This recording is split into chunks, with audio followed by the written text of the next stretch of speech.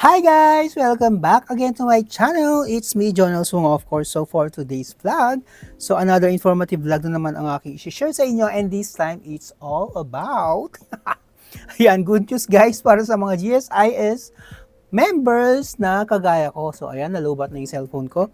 Bibilisan lang natin to guys, no? If nakapanood na kayo ng aking previous vlog na regarding sa loan moratorium ng GSIS, wherein pwede mong i-loan yung mga bayad nyo, previous bayad nyo sa inyong GSIS loan. Any loan po, pwede to. Sa Baliginhawa Loan Moratorium through Refund. So ayan, nakapag-vlog na ako nito before, yung loan moratorium 1, wherein yung 3 months na hulog mo sa inyong mga previous loan, like halimbawa nakapag-loan kayo ng emergency loan, MPL, so yung previous 3 months na loan nyo is ibabalik sa inyo. Ang mangyayari is idadagdag lang, magdadagdag lang ulit ng panibagong 3 months sa inyong last payment. Halimbawa, di ba? Nakapag-loan kayo ng ang end loan nyo, kumbaga matatapos kayong magbayad ng loan sa year 2027 ng sabihin natin July. So, mag-a-add lang ng additional 3 months, August, September, October. So, magiging October yung last payment nyo kasi kinuha nyo yung previous 3 months na bayad nyo. So, ganun yung loan moratorium, yung balik-ginhawa ng GSIS. Ngayon guys, meron ulit silang balik-ginhawa version 2.0.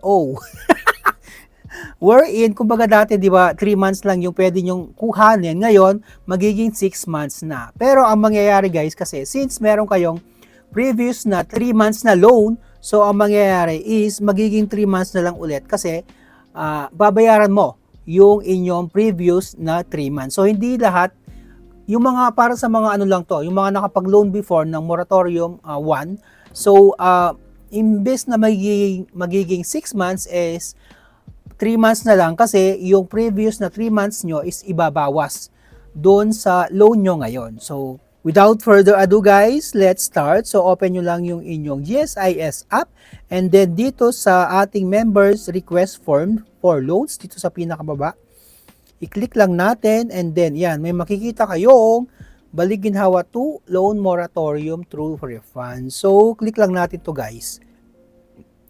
Ayan, please verify yung inyong information if may kailangang i-update. So, click nyo lang tong I need to update my information. Pero if wala, check nyo lang tong I confirm that the above information is correct. So, make sure na correct yung inyong mga details and updated. Especially yung inyong address at mobile number. So, ayan guys. So, click lang natin tong check and then continue. So, ayan guys.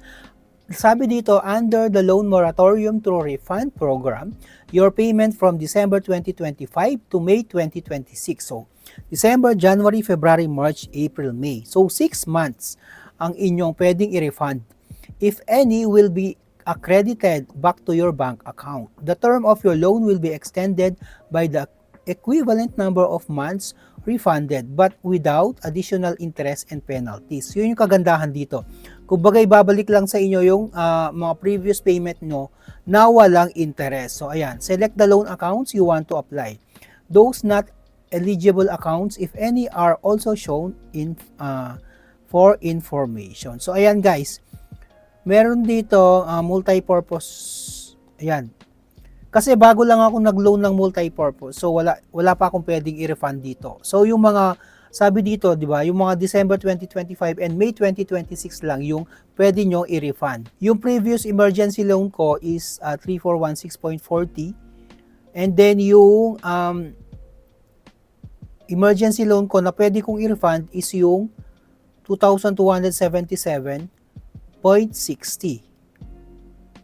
Ay, sorry guys, hindi pala siya hindi pala siya 6 months. So, 5 months lang. Sorry po sa mga na ano ko Ayan, na-misinterpret ko lang. From December, so January, February, March, April, May. So, 5 months lang pala siya. Ayan, 5 months lang siya, and then, yun, yung emergency loan ko na 3,416.40 na 3 months, hindi ko na makukuha yon kasi yun yung bayad ko dun sa previous loan ko. So, i-deduct nila automatic dun sa aking previous loan, which is 3,400. So, ang mangyayari is matitira na lang is yung 2 months ko na remaining 2 months ko na 2,277.60. Yun na lang ang matitira sa aking refundable loan. Yan. So ulitin ko guys ha, kasi nga nakapag-loan na ako. Ano na to kumbaga pangalawang refund ko na to, pangalawang balik ginhawa loan ko na to. So yung previous loan ko before is 3 months. So ngayon dapat 5 months yung makukuha ko, pero since nakapag-loan na ako before ng another 3 months, so i-deduct nila automatic yung 3 months ko. So minus 3 months, magiging 2 months na lang.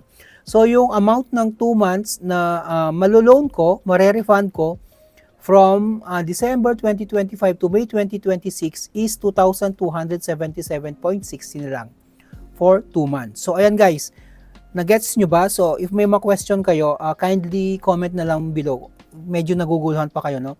So ayan, click ko lang tong emergency loan and then click submit. Ayan. Once na nakapag-submit na kayo guys, ito ngayon ilalabas. Are you sure you want to submit this request? Click OK and then, ayan na, mag-wait lang kayo ng mga seconds. Yan. Let's verify your identity. Meron pa pala siyang selfie. Okay guys. So, click lang natin itong proceed to take a selfie. So, yan. Stay still and capture now.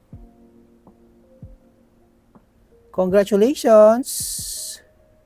Thank you for verifying your identity. Your application has been approved. So, ganun lang siya kadali guys. So, make sure, tip lang sa para madali kayo ma-verify sa selfie, make sure na wala kayong crop and then wala kayong shades na medyo dark.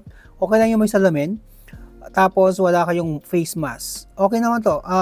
Hijab friendly naman to guys para sa mga kababayan nating Muslim. So ayan guys, so submission successful. You have successfully applied for the loan moratorium through refund program. GSIS will notify you of the status of your application. Based on my experience guys, ano lang to, 1 to 2 days lang mapupunta na sa inyong link bank ang inyong loan. Ang inyong refundable loan. Ang inyong loan na na-refund, sa akin kasi Union Bank yung gamit ko dun sa aking GSIS e-card. So, yung previous loan ko, wala pang 2 days ata. Yun, na-refund na siya. So, mag-aantay na lang ako ng 2 days. So, ganun lang siya kadali guys. So, ayun. So, ayun lang. So, hopefully guys na hindi kayo nalito, no? If may mga question kayo guys, so kindly comment na lang sa baba. Sasagutin ko po yan. So, hopefully nakatulong tong vlog ko, and if nagustuhan nyo, don't forget to LSS, like, share, and subscribe. So, thank you very much guys for watching, and hope to see you again sa aking next video. Ito pa rin si Jonel.